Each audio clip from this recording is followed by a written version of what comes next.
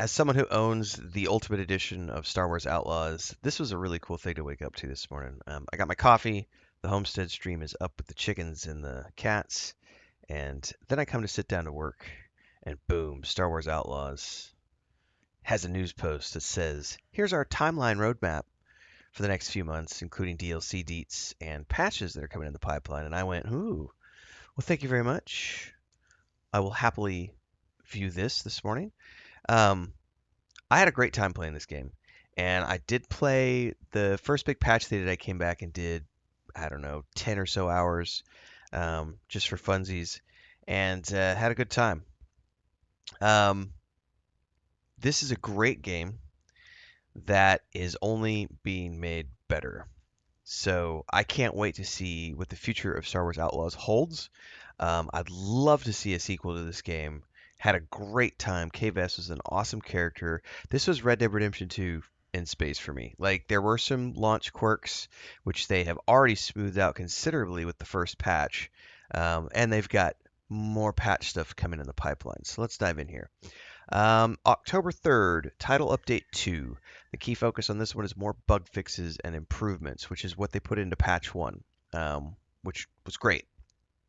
We already saw a significant improvement in like the quick saves for some of those stealth missions, and it was great. It was, we saw some improvements on the frame rates on the PS5, and it also cleared. I had a random crash that would happen on the PS5 once in a while, and I don't seem to have had any crashes since that patch. So onwards and upwards. October 24th, title update 3. Key focus is on quality of life improvements. So this is when they're going to be putting little things into the game.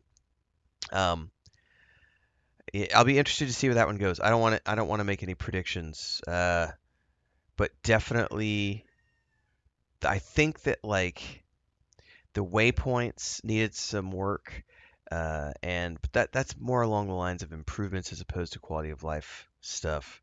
I think the one thing I would say would be the ability to manually save and a mini map, because if this I've played so many games recently, but it's like when you have to open up a map constantly to see where you're going and there's no mini map on the screen, it sounds novel in the beginning, but then it gets a little annoying, and it's like, can we just have a mini map, please? So I think there are a few things, a few quality of life things that I think would be cool to have added. The little small things that would improve the player experience, and just add more polish to the game. And it sounds like they're working on stuff. I don't know what they're working on though. Then on November 21st, we get now I don't quite understand why it just says Steam release. I may need to go look at this and see if there's a slightly different release timeline for the PS5 and Series X.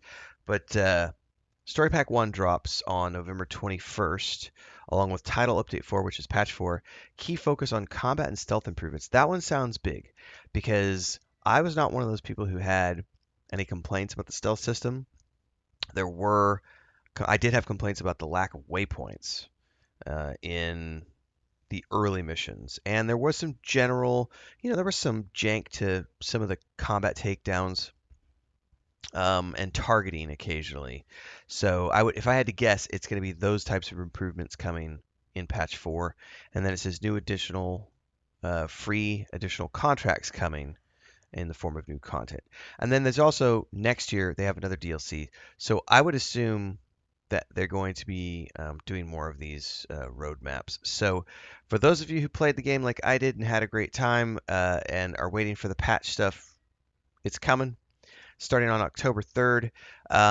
I will definitely be doing the DLC when it goes live. I need to check my schedule again for November because I know there are a couple of launches um, in November. Stalker 2 is on the 20th.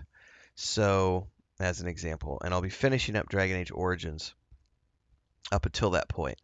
So, if it drops on the 21st, I might not be able to play it on day 1.